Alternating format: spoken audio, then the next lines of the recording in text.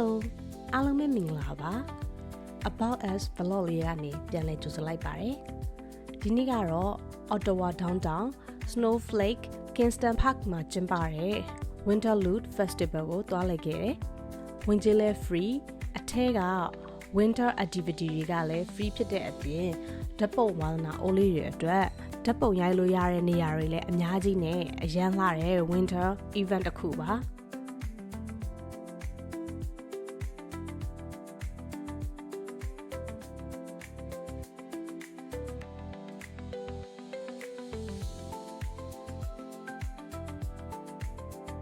ကလေးတွေကတော့အကြိုက်ဆော့နဲ့ပျော်မြူးတောင်းကျမ်းနေကြတာမပြန်ချင်လို့ငိုတဲ့ကလေးကငိုလို့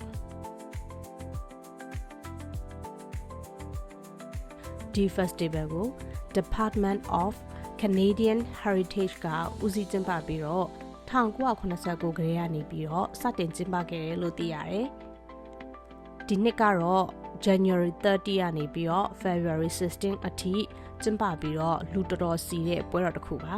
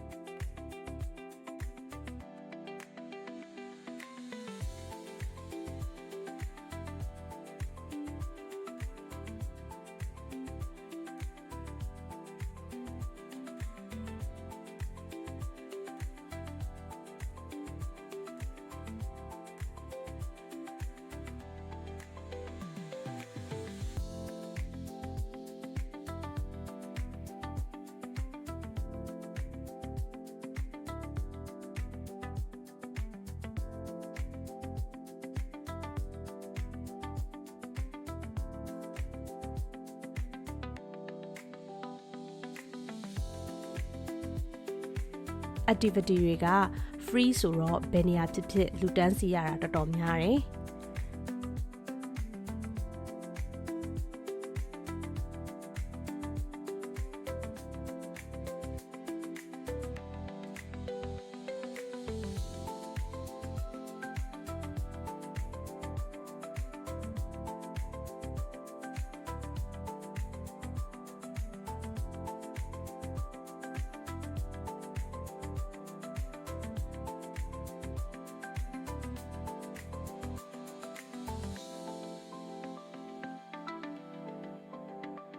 ရေခဲတွေနဲ့အလှဆင်ထားတဲ့ photo shoot spot တွေများပေမဲ့နေရာတိုင်းလိုတန်းစီရတယ်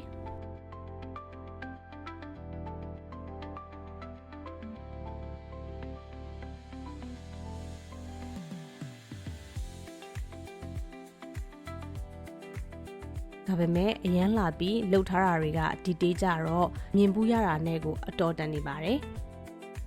ဒီ festival မှာဘာတွေရှိလဲသိချင်ရင်vlog လေးကိုအဆုံးထိကြည့်ကြည့်နော်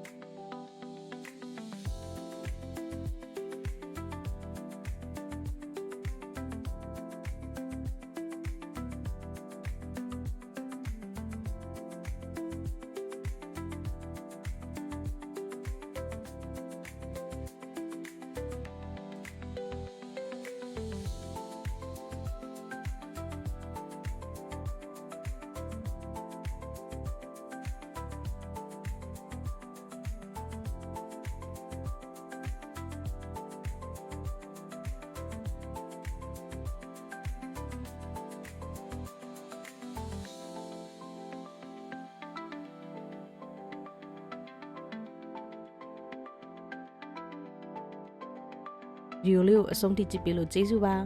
See ya